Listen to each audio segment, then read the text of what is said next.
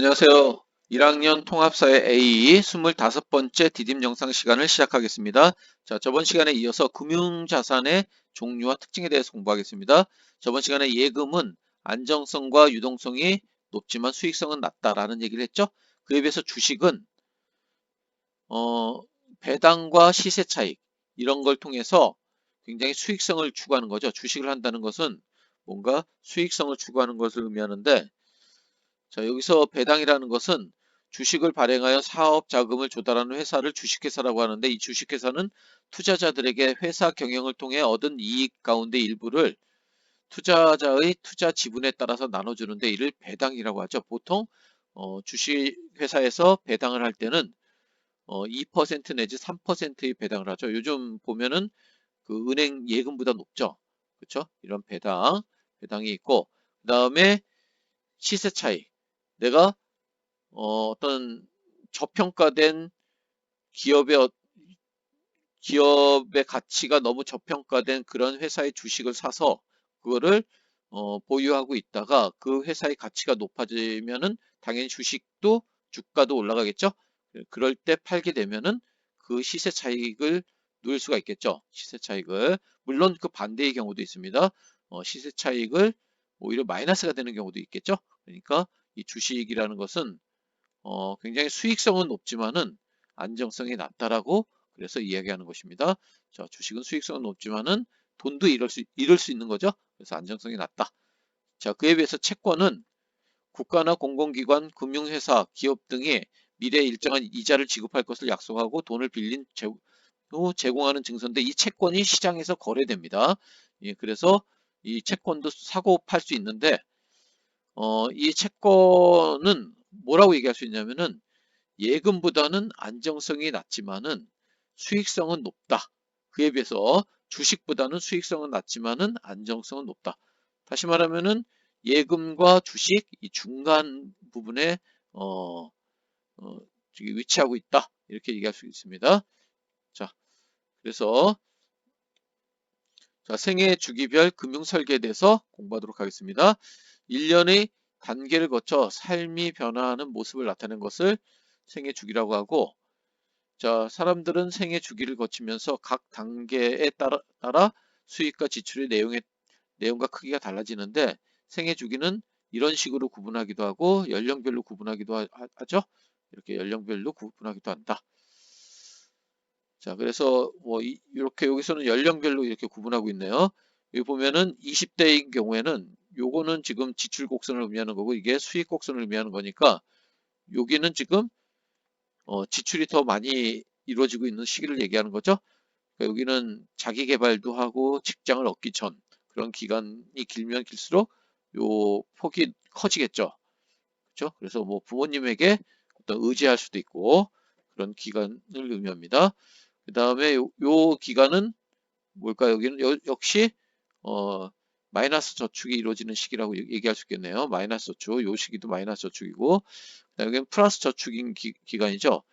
요, 요 시기에 어, 저축과 투자를 통해서 자산 증식을 해서 바로 이 노후에 이렇게 안정적인 생활을 유지할 수가 있는 거죠.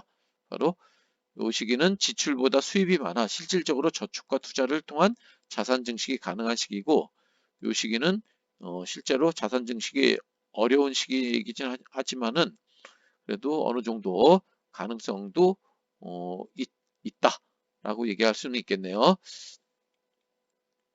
예를 들면 노후에 뭐 직장을 다시 얻는다든지, 제2의 삶을 시작한다든지, 또는 어떤 자산 관리를 투자를 굉장히 잘해서 어떤 자산 증식을 이룬다든지, 그런 거 외에는 주로 저축과 투자를 통한 자산 증식이 굉장히 어렵고, 주로 이 시기에 이루어진 자산 증식을 통해서 어, 그 돈을 쓰는 그런 소비하는 그런 시기가 되겠습니다. 자, 그래서 요 그림을 보면 연령별로 되어 있는데, 자, 10대에는 미래의 자아 실현을 위한 준비, 학업에 열중하는 시기고, 20대에는 취업 준비라든지 자기 개발 뭐 이런 것들이 이루어지는 시기고, 30대에는 결혼하고 출산하고 자녀 양육, 돈이 많이 들어가겠죠. 그리고 주택 마련도 해야 되고, 이렇게 그렇기 때문에 어떤 자산 관리가 철저하게 이루어지지 않으면은 이 돈을 모으기가 쉽지가 않겠죠. 그래서 이 어떤 종잣돈을 마련하는 것이 굉장히 중요한 시기일 것 같습니다. 그다음에 40대에는 자녀 교육, 주택 마련, 재산 형성 이런 것들이 이루어지는 시기고 50대에는 은퇴가 이루어지는 시기이기도 하고 또 새로운 삶을 제2의 인생을 또 펼칠 수 있는 시기이기도 한 거죠. 그래서 보통 20대부터 60대기 전, 은퇴 전까지 노후 자금을 마련하는 시기고 그 후에는 안정적인 노후 생활 이런 것들이 중요하다 이렇게 돼 있네요. 자, 그래서 생애 주기별 금융 생활 설계를 보면은 20대에는 자신의 소득 중 얼마를 소비하고 저축할지를 생각해보는 그런 것들이 중요하고 그래서 20대, 30대 때 종잣돈을 얼마나 빨리 마련하느냐 이런 것들이 굉장히 중요한 시기라고 볼 수 있고 30대는 애를 낳고 그 다음에 결혼을 하게 되고 애를 낳고 이러다 보면은 굉장히 들어가는 돈이 많아지죠. 그래서 자산 관리가 그래서 중요한 거고 40대에는 또 역시 주택을 큰 평수로 좀 키워간다든지 아니면 자녀 교육 문제라든지 이런 것 때문에 돈이 또 많이 들어가는 시기죠. 그리고 노후 대비한 그런 자산 관리도 굉장히 중요하고 그래서 이런 어떤 재산을 관리하는 것이 굉장히 중요한 시기고 50대에는 은퇴가 이루어지는 시기이기도 하고 자녀들이 결혼하는 시기이기도 하고 분가하는 시기이기도 하고 막 그러죠. 그래서 자산 관리가 중요하고 60대에는 이런 어떤 자산 관리 안정성과 유동성을 확보하는 것이 중요하다. 이런 내용이 되어 있네요. 너무 수익성을 바라보면 위험하겠죠. 그래서 60대에는 이런 것들이 중요하다. 이렇게 나와 있습니다. 자, 요 내용은 한번 읽어주시기 바랍니다. 교과서 170쪽에 있는 내용입니다. 자, 생애 주기를 고려한 금융 설계 이렇게 되어 있는데 자, 미래의 수익과 지출을 예상하여 과업 달성에 필요한 구체적인 계획을 세우는 과정을 의미하는 거고 제한된 소득을 활용하여 현재의 생활을 유지하고 그 다음에 예기치 못한 위험에 대비하여 안정적인 미래를 설계하는 데 도움이 된다. 이런 생애 주기를 고려한 금융 설계가 도움이 된다. 이런 얘기를 하고 있네요. 현재의 소득뿐만 아니라 미래에 변화할 소득까지 고려해 장기적인 관점에서 소비와 저축을 고려해야 되고 그리고 기대 수명이 연장됨으로써 고령화가 가속되는데 그래서 은퇴 이후를 대비할 필요성이 그만큼 더 증가됐기 때문에 이런 생애 주기를 고려한 금융 설계가 중요하다. 이렇게 얘기할 수 있겠네요. 자, 개념 체크 문제 들어가겠습니다. 자산을 합리적으로 관리하기 위해서는 세 가지 원칙이 뭐였죠? 안전성, 수익성, 유동성 이 세 가지. 그 다음에 여유 자금을 정기 예금에 넣어두기로 한 것은 자산 관리의 원칙 중에서 그쵸? 안전성을 최우선적으로 생각한다. 이렇게 얘기할 수 있겠네요. 한 가지 자산에 투자하는 것보다 여러 유형의 자산에 분산 투자하면 자 달걀을 한 바구니에 넣지 마라. 이런 말 했죠. 그 다음에 자산을 현금으로 전환하는데 시간이 오래 걸리면 자산 관리의 기본 원칙 중 그쵸 유동성이 낮다. 이렇게 얘기할 수 있습니다. 부동산에 투자하는 것은 굉장히 유동성이 낮은 그런 투자라고 볼 수 있는 거죠. 생애 주기에 따른 소득과 소비를 곡선 형태로 나타낸 것을 생애 주기 곡선이라고 얘기합니다. 자, 그 다음 객관식 문제 풀어보도록 하겠습니다. 가다에 들어갈 자산관리 기본 원칙 하면은 자산관리 기본 원칙 뭐가 있었죠? 유동성, 안전성, 수익성 이 세 가지죠. 그러니까 여기서 정답은 자, 유동성이라는 것은 현금으로 전환할 수 있는 거죠. 그래서 정답은 2번이 되겠습니다. 그 다음에 24번 문제. A씨와 관련한 금융자산에 관한 옳은 설명했는데 여기서 수익과 위험이니까 위험성이 높고 수익은 높고 이게 바로 주식이 되겠네요. 주식이 되겠고 그 다음에 A는 뭐가 될까요? A는 수익성은 낮지만 안전한 거죠. 위험성이 낮은 거니까 이게 예금이 되겠죠. 예금이고 그러면 B는 뭐가 될까? 이게 중간이죠. 이게 바로 채권이 되겠네요. 채권이 되니까 자 여기서 정답은 5번이 되겠습니다.